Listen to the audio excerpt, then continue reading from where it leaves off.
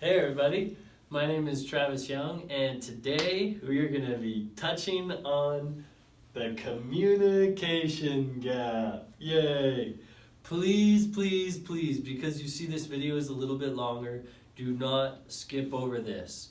More than likely, myself included, I will spend 10 to 20 minutes, half an hour, maybe an hour of watching something today that is going to have nothing to do with making my future better. This is my goal today, is to teach you something that I believe is invaluable in your relationships, in your business, and everywhere else you go. Communication is probably one of the number one things that I see on a day-to-day basis that people not necessarily struggle with, but don't understand how it works. So when they communicate, things don't work. I want to equip you today and help you see things that you have never seen before. Bless me. Anyways, okay, let's get started.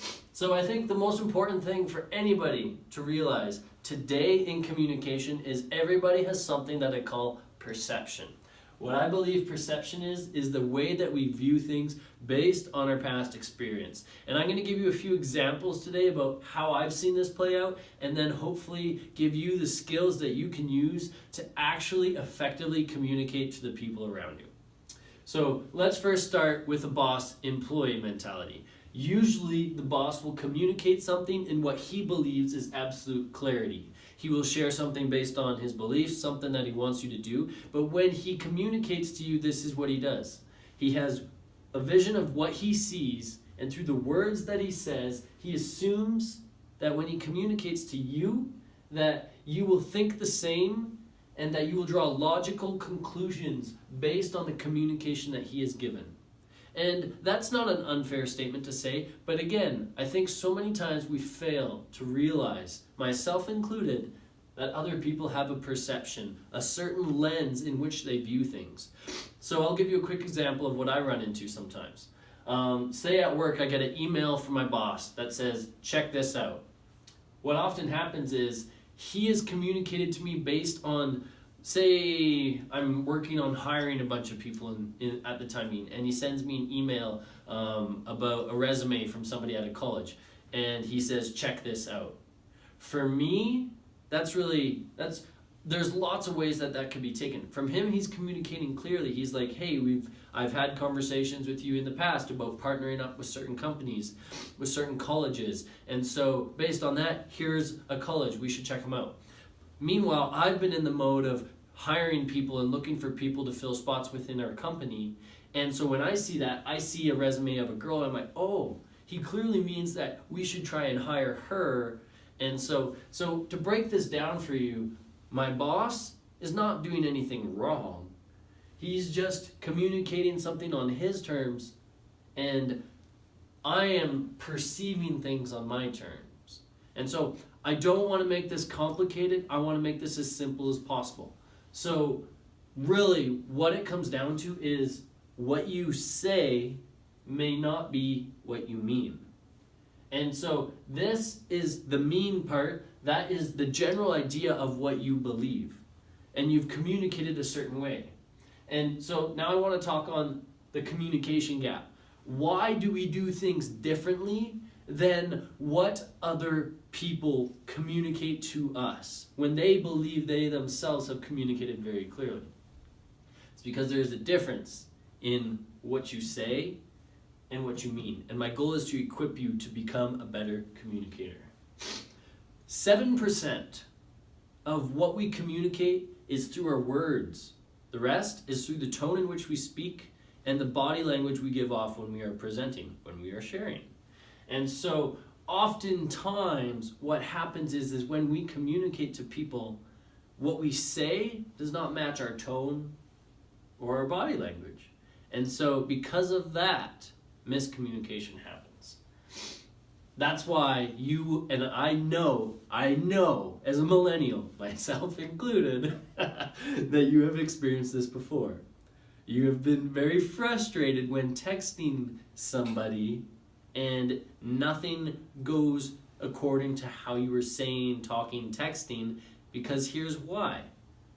Only 7% of what you wanted to communicate was actually received by this other person. because there was no body language and there was no tonality to give context to what you were actually saying.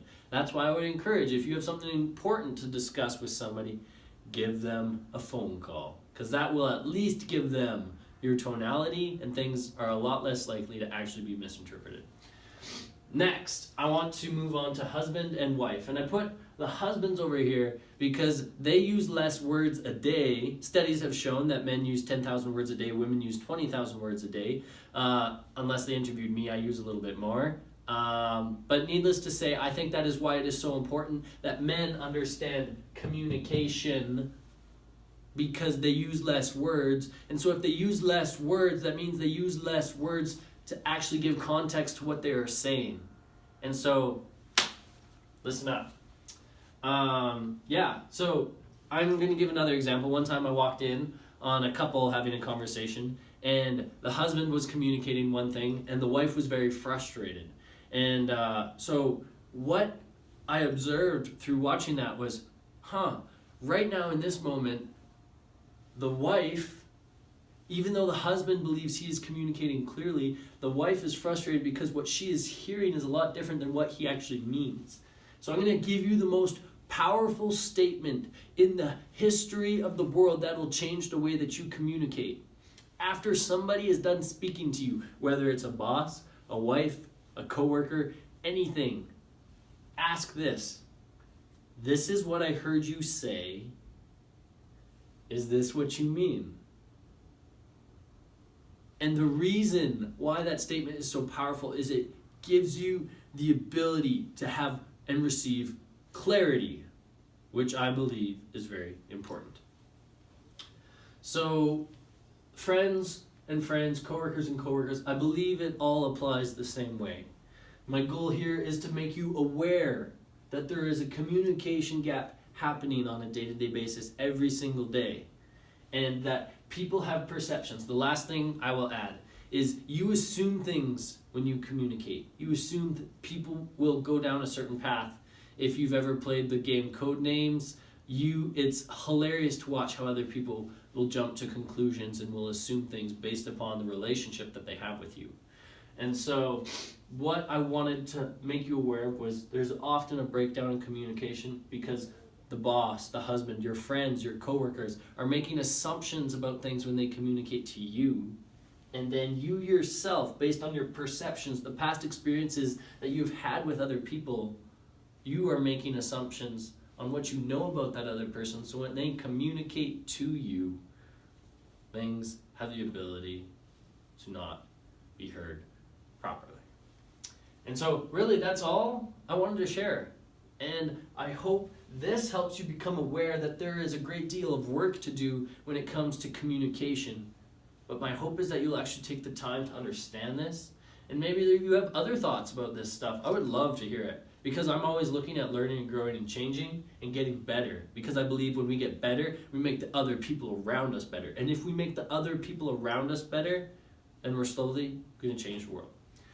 So I wrote one last thing down, and I do not have the memory yet to share this with you, so I'm just going to read it to you. But this is what I believe is most important. The main thing that we need to remember when we communicate is everybody has their perceptions, which is the lens in which they view things based on their past experience. And as long as we are alive, we will continue to misinterpret things. Don't think because you saw that whiteboard that everything is going to work. It's not. You're going to continue to fail. You're going to continue to mess up. But that is where we need to dare greatly and ask that question. This is what I heard you say. Is this what you mean? So we can get clarity and actually understand what other people meant, not necessarily just hear what they say.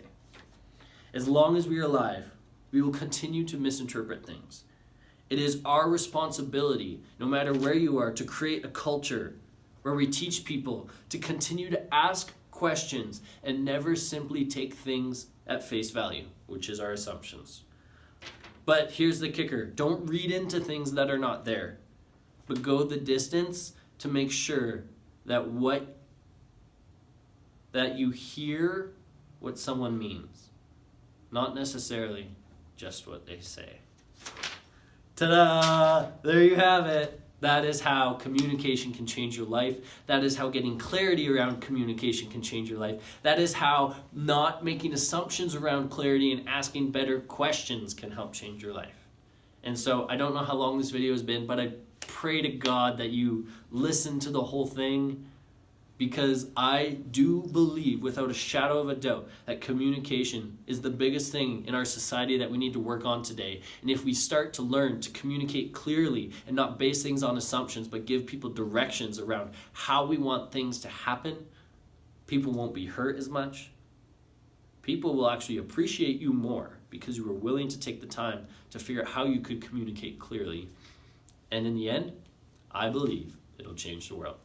So go out and grow. Peace out. Love ya.